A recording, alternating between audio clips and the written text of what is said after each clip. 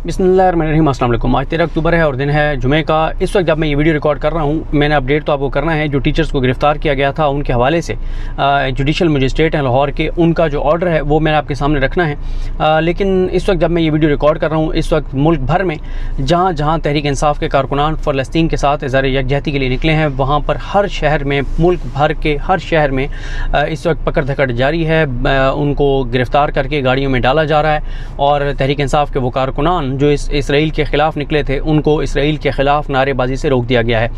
उनको इसराइल की मज़म्मत करने से, इसराइल के ख़िलाफ़ नारेबाजी से रोक दिया गया है। फ़लस्तीन के मुसलमानों के साथ, फ़लस्तीन के मज़लूमों के साथ और ज़ालिमों के ख़िलाफ़ एहतजाज से रोक दिया गया है। उनकी गिरफ़्तारियाँ जारी हैं और बहुत से कारकुनान तहरीक इंसाफ के वो फ़लस्तीन ज़िंदाबाद, इसराइल मुर्दाबाद, इमरान खान ज़िंदाबाद के नारे लगाते हुए इस वक्त गिरफ़्तारियाँ दे रहे हैं। तो ये मुल्क भर की सूरत हाल है और ट्विटर के ऊपर आप जाकर देख सकते हैं। बहुत से हमारे रिपोर्टर्स, एहतशाम अब्बासी साहब हों, फ़हीम अख्तर साहब हों, दीगर हमारे जो दोस्त हैं, शाकिर अवान साहब हों, बहुत से मैंने ट्वीट्स देखे और उनको रीट्वीट किया, जो कि गिरफ़्तारियों के हवाले से वीडियोज़ जो हैं वो पोस्ट कर रहे हैं। तो ये तो है इस वक्त की सूरत हाल जो मुल्क भर में चल रही है। दूसरी हम बात करेंगे जो असातिज़ा जो पुरअमन तौर पर एहतजाज कर रहे थे और उन असातिज़ा को जो गिरफ़्तार किया गया और ख़ुद पुलिस ने क्या रिकवरी डाली, वो इंतहाई शर्मनाक है। आप सुनेंगे तो आपको अंदाज़ा होगा कि किस तरह से ख़तरनाक असला इन दहशतगर्दों से जो है वो बरामद हुआ है, इन असातिज़ा से। और मैं आपको बताऊं कि बड़ी हमारी बदकिस्मती है कि हमारे यहाँ हर शोबे में मीडिया हो, पुलिस हो, जुडिशरी हो, इसमें हम लोगों का इस बात पर ईमान आ गया है कि हम अगर करप्शन नहीं करेंगे, हराम नहीं खाएंगे तो हम ज़िंदगी बसर नहीं कर सकते। हम लोगों इसलिए हम कंप्रोमाइज़ हैं, इसलिए हम जो है वो जजेस से फ़ैसले गलत करवाए जाते हैं, पुलिस से जो है वो यजीदियत बर्पा करवाई जाती है और मीडिया जो है वो गलत बयानी करता है, झूठ बोलता है, क्योंकि हम ये समझते हैं कि हलाल से तो गुजारा हो ही नहीं सकता। ये मजमूई तौर पर हमारे ये हालात हो गए हैं। वरना जिस तरह का ऑर्डर जो है वो इमरान आबिद साहब जो जुडिशल मजिस्ट्रेट हैं उन्होंने जारी किया है, इमरान आबिद साहब ने, उनका नाम मैं दोबारा देख लेता हूँ जी, बिल्कुल जुडिशल मजिस्ट्रेट हैं इमरान आबिद साहब। काश ऐसे मज़ीद जजेस होने चाहिए जो जुर्रत के साथ फ़ैसले करें। पूरी जुडिशरी में हमें चंद जजेस ऐसे नज़र आते हैं जो जुर्रत के साथ फ़ैसले करते हैं। मैं हैरान होता हूँ कि क्या हमारे यहाँ अक्सरियत जो जजेस की है वो कंप्रोमाइज़्ड है, कमज़ोर है, करप्ट है और उनका मसला ये है कि उन्हें लगता है कि वो इस ओहदे से हटेंगे तो पता नहीं वो ज़िंदगी कैसे बसर करेंगे। यहाँ जो करप्शन, लूट मार, जो पैसा बन रहा है वो नहीं बनेगा। तो बात यह है कि राज़िक अल्लाह ताला की ज़ात है। अगर कोई भी जज हक़ पर चलते हुए, हक़ पर फ़ैसले देते हुए ओहदे से बरतरफ़ कर दिया जाएगा या हटा दिया जाएगा तो लोगों में उसका मकाम और मर्तबा उसको ख़ुद अंदाज़ा नहीं है कहाँ तक पहुँच जाएगा। और जो जज कंप्रोमाइज़ और करप्ट होगा, जो गलत फ़ैसले देगा, उनकी इज़्ज़त आप देख लें माशरे में कितनी है। निशान इबरत बन रहे हैं वो लोग, ज़िल्लत की अलामत बन गए हैं वो लोग और उनकी आने वाली नस्लें जो हैं वो भी मुँह छुपाती फिरेंगी कि ये फ़लाँ का बेटा है, ये फ़लाँ का पोता है, ये फ़लाँ का नवासा है, ये फ़लाने जज का जिसने ये फ़ैसला दिया था, जिसने वो फ़ैसला दिया था। इस तरह के शर्मनाक किरदार। अब देखें ना, वो जज जिसको शहबाज शरीफ को बरी करने के बाद इंफॉर्मेशन कमिश्नर लगा दिया गया, तो मुझे बताएं उसकी क्या इज़्ज़त है? ज़िल्लत का निशान है ना। और मैं आजकल लोगों को मुसलसल कह रहा हूँ कि ठीक है, इस मौजूदा हालात और मौजूदा दौर में हम और तो कुछ नहीं कर सकते किसी का, जहाँ पे अदालतें कंप्रोमाइज़्ड हैं, जज कंप्रोमाइज़्ड हैं। हम इतना तो कर सकते हैं कि हम इन लोगों का सोशल बाइकआउट करें। जो करप्ट लोग हैं, जो डाकू हैं, जो लुटेरे हैं, जो इनके मुहाफिज हैं, जो इनके कहने पर चलते हैं, जो कमज़ोर हैं, जो कंप्रोमाइज़्ड हैं, जो करप्ट हैं, जो बददियानत हैं, हम और कुछ नहीं कर सकते उनका। हम इस वक्त सिर्फ़ और सिर्फ उनका बाइकआउट कर सकते हैं, सोशल बाइकआउट कर सकते हैं। इनसे दुआ सलाम छोड़ दें। वो ब्यूरोक्रेट, वो पुलिस के लोग जो गैर आईनी इक़दाम कर रहे हैं, गैर कानूनी काम कर रहे हैं, इनका सोशल बाइकआउट करें और इनका बताएं लोगों को, अपने बच्चों को बताएंगे यार ये वो शख्स है, इससे कभी दुआ सलाम ना करना, ये करप्ट आदमी है और ये जालिम आदमी है। अब आप देखें कि पुलिस को हुक्म दिया गया कि पढ़ जाओ असातिज़ा को। उनको शर्म नहीं आई कि ये तुम इन्हीं असातिज़ा से पढ़े हुए हो, तुम्हारे बच्चे आज इन असातिज़ा के पास पढ़ रहे हैं, तुम मतलब किस ढिठाई के साथ और किस मतलब गुंडागर्दी और बदमाशी और दहशतगर्दी कर रहे हो निहत्ते असातिज़ा के ऊपर। तो ये कुछ चीज़ें थी और असल में ना इनको ये लगता है, मौजूदा जो हुकूमत है उसको लगता है कि हर हक़ मांगने वाला जो निकल रहा है वो इमरान खान का फॉलोअर है। हालांकि हो सकता है इनमें से आधे से ज़्यादा शायद टीचर इमरान खान के सपोर्टर ना हो, शायद ना हो, ठीक है, लेकिन उनको लगता है कि जो भी जिसके अंदर भी गैरत है और वो अपना हक मांगने के लिए सड़क पर निकल रहा है तो इट्स मीन वो इमरान खान का फॉलोअर है, वरना तो वो नहीं निकल सकता। वरना तो जिस तरह बाकी हमारी अक्सरियत जो है वो घरों में बैठी है, तो ये भी घरों में बैठे हैं, इनको क्या ज़रूरत है। दूसरा, मिसाल बनाना है, सबक बनाना है, जो हक मांगने के लिए निकलेगा उसको सबक सिखाना है, उसको इबरत का निशान बनाना है। अगर नहीं बनाया जाएगा तो होगा क्या, फिर लोग ज़्यादा निकलने लग जाएंगे, फिर मसला हो जाएगा। इसलिए जो निकलता है, चाहे वो फ़लस्तीन के लिए निकलता है, चाहे वो हुर्मत कुरान मजीद के लिए निकलता है, चाहे वो तौहीन रिसालत के ख़िलाफ़ निकलता है, दुनिया भर में कहीं नबी करीम सल्लल्लाहु अलैहि वसल्लम शान में गुस्ताखी हुई है, नहीं निकलने देना तहरीक इंसाफ वालों को। यानी जो भी, अब देखें ना, दिलो जान से तो PTI वाले इस वक्त फ़लस्तीन के साथ खड़े हुए हैं ना, जो अक्सरियत है पाकिस्तानियों की। बाकी तो मरियम नवाज़ बोलेंगी तो फ़लस्तीन के हक़ में बोलेंगे नून लीग वाले, और मरियम नवाज़ 5 दिन बाद बोली हैं, जितनी वो बोली हैं उतनी वो बोलेंगे। अब मियाँ साहब करप्ट हैं, क्योंकि कमज़ोर हैं, कंप्रोमाइज़ हैं, बाहर असास जदादें औलादें वो अफोर्ड नहीं कर सकते इसराइल के खिलाफ बोलना, बोलेंगे। उधर से UK वाले कहेंगे भाई बिस्तरा बोरिया बांधें, शाबाश यहाँ से निकलें और हिसाब भी दें, ये जो आपके पास पैसा यहाँ कहाँ, यहाँ भी हिसाब दें और चलें पाकिस्तान।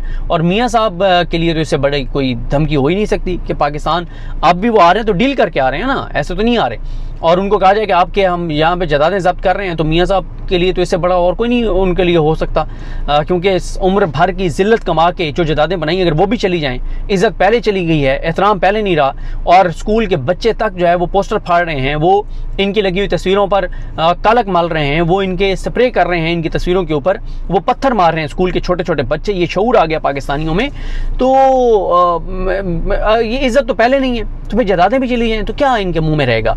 अच्छा, अब आ जाए जनाब, ये district court, Lahore district court के जुडिशल मजिस्ट्रेट हैं इमरान आबिद, इनके सामने गिरफ्तार असाज़ा को जो है वो पेश किया गया, और इन्होंने आज यानी 13 अक्टूबर को 1 सफ़े का ऑर्डर जो है वो जारी किया है। उस ऑर्डर का मतन मैं आपके सामने रखता हूँ, उस ऑर्डर में क्या है।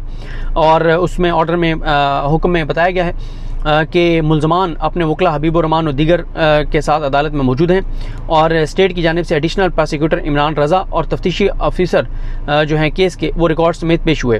पैराग्राफ नंबर 1 में जज साहब लिखते हैं कि जुडिशल मजिस्ट्रेट साहब लिखते हैं कि इस केस में तफ्तीशी अफसर ने मुल्ज़मान के 10 रोज़ा जिस्मानी रिमांड की इस्तदा की है, यानी 10 रोज़ के लिए असातिज़ा को जिस्मानी रिमांड मांगा है प्रोसिक्यूशन ने, पुलिस ने।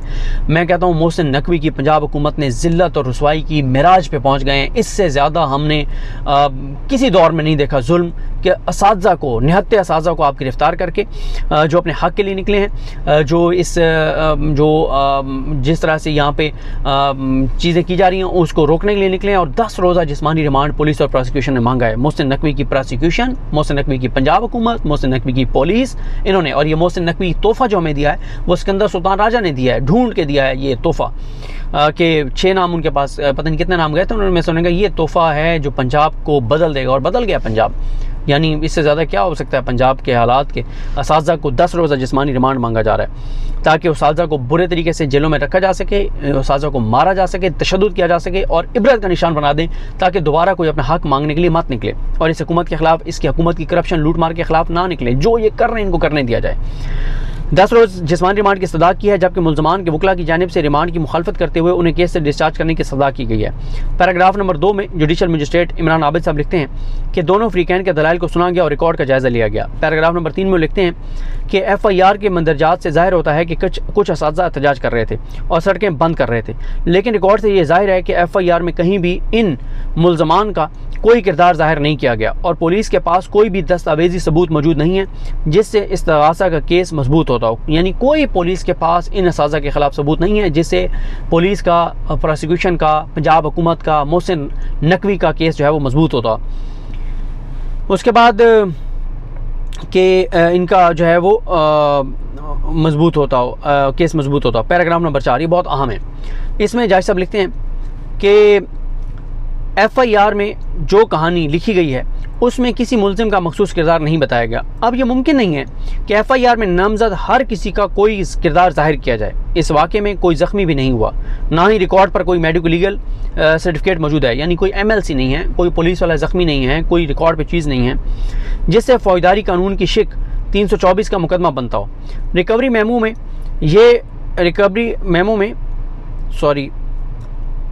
मेमो में भी इस्तिग़ासा ने लिखा है कि इन मुल्ज़मान से 4 कारपेट और 1 टेंट बरामद हुआ है।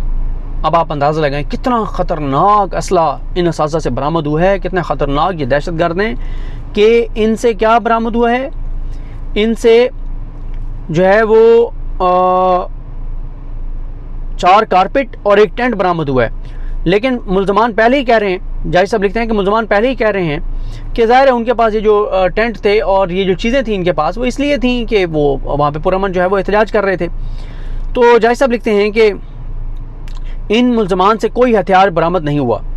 पैराग्राफ नंबर 5, यानी हथियार इनके पास जो सबसे ख़तरनाक हथियार था वो यही था जो आपने सुन लिया है कि कारपेट और टेंट, ये बरामद किया पुलिस ने ख़तरनाक तरीन असला इन दहशतगर्दों से।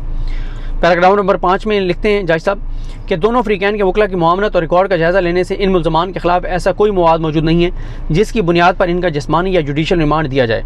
अदालत ने कहा है कि यह तयशुदा कानून है कि अगर मुल्ज़िम के ख़िलाफ़ रिकॉर्ड पर कोई शहादत मौजूद ना हो तो मैकेनिकल तरीके से रिमांड नहीं दिया जा सकता, इसलिए इन मुल्ज़मान को मुकदमे से डिस्चार्ज किया जाता है। अगर ये किसी और मुकदमे में मतलूब नहीं है तो इनको फौरी तौर पर रिहा कर दिया जाए। पैराग्राफ नंबर 6, फाजिल मजिस्ट्रेट ने फैसले में लिखा है कि यह तयशुदा कानून के मुताबिक डिस्चार्ज आर्डर का मतलब मुकदमे से बरीयत या FIR की मनसूखी नहीं है। मुल्ज़मान के ख़िलाफ़ केस जिंदा रहेगा, केस की तफ्तीश जारी रहेगी। मज़ीद तफ्तीश के बाद तफ्तीशी अफसर डिस्चार्ज किए गए मुल्ज़मान को दोबारा गिरफ्तार भी कर सकता है। यानी अगर किसी को रोल बनता है, किसी ने कानून हाथ में लिया है, किसी ने कोई दहशतगर्दी की, आप गिरफ्तार करें, लेकिन कोई चीज़ आज वो रिकॉर्ड पर नहीं पेश कर सके। 4 कारपेट और 1 टेंट, बहुत ख़तरनाक असला जो बरामद हुआ है। और उसके बाद उन्होंने कहा कि अगर इनके में किसी का रोल है तो उसको गिरफ्तार करके मजाज अदालत के सामने चालान भी किया जा सकता है। यह भी तयशुदा कानून है कि मजाज अदालत भी डिस्चार्ज किए गए मुल्ज़मान को ट्रायल का सामना करने के लिए तलब कर सकती है। उन्होंने जज साहब ने लिखा है कि फ़ैसले में ये लाइनें इसलिए लिखी गई हैं ताकि केस से डिस्चार्ज करने के स्कोप के हवाले से मौजूद शुबहात को दूर किया जा सके। तो ये जनाब सूरत हाल है। और अच्छा इमरान आबिद साहब ने फ़ैसला दिया है, मुझे बाकी नहीं पता बाकी उनके फ़ैसले कैसे होते हैं, लेकिन आज कम अज़ कम उन्होंने जुर्रत का मुज़ाहरा किया है। और अगर हमारी अदालतें ठीक हो जाएं तो यकीन करें मुल्क ठीक हो जाए। लेकिन हमारे यहाँ अदालतें, आपने देख नहीं लिया था परवेज़ इलाही के केस में सरदार तारिक मसूद साहब ने क्या सवाल किया, उन्होंने कहा जी जज, हाई कोर्ट वाले जज क्या कर रहे हैं कि जी किसी और केस में गिरफ़्तार नहीं करना चौधरी परवेज़ इलाही को, यानी 15 बार वो गिरफ़्तार हुए हैं तो 25 बार हों, 35 बार हों, कोई जज कैसे हाई कोर्ट का जज ये काम कर रहा है कि जी किसी और केस में गिरफ्तार ना करें। तो इन बड़े जजों से जो सुप्रीम कोर्ट में बैठे हुए हैं, इनसे तो ये जुडिशल मजिस्ट्रेट लाख दर्जे करोड़ दर्जे बेहतर है जिसने जुर्रत के साथ डिस्चार्ज किया है साजा को कि ये काबिल एहतराम है, मुआशरे में इनका एहतराम होना चाहिए। और जो है वो तमाचा लगा है मुंह के ऊपर प्रोसिक्यूशन के, और शर्म आनी चाहिए इन पुलिस वालों को जिन्होंने निहत्ते साजा को गिरफ्तार करके, और शर्म आनी चाहिए इस प्रोसिक्यूशन को, शर्म आनी चाहिए पंजाब हुकूमत को जो 10 रोज़ा जिस्मानी रिमांड साजा का मांग रही थी। अल्लाह ताला हमारे मुल्क पर रहम करे, करम करे। मैं आजकल जहाँ जाता हूँ, कल भी कहीं गया हुआ था तो कहीं दोस्तों के साथ बैठा हुआ था, तो मैंने जब बातें की तो वो एंड में मुलाकात के कहते हैं यार हम तो आपसे मिलके बहुत मायूस हुए हैं, हमें तो मायूसी हुई आपसे मिलके के चीज़ें। मैंने कहा यार देखें बात यह है, मेरा काम है आपको फैक्ट्स बताना कि इस वक्त हालात क्या चल रहे हैं और आगे क्या होने जा रहा है। मैं आपको झूठी उम्मीद नहीं दिला सकता, और हकीकत वही है जो मैंने आपको बता दी है। आने वाले हालात पाकिस्तान में किस तरह के होंगे, सामने जब उस्तादों को आप गिरफ़्तार करके और दहशतगर्दों की तरह ट्रीट करेंगे तो बाकी फिर क्या बचता है। तो ये हालात हैं, ये सूरत हाल है, और देखते हैं चीज़ें किस तरफ जाती हैं। मुझे अपनी दुआ में याद रखें। अल्लाह करीम हम सब का हामी नासर हो। अल्लाह हाफ़िज़।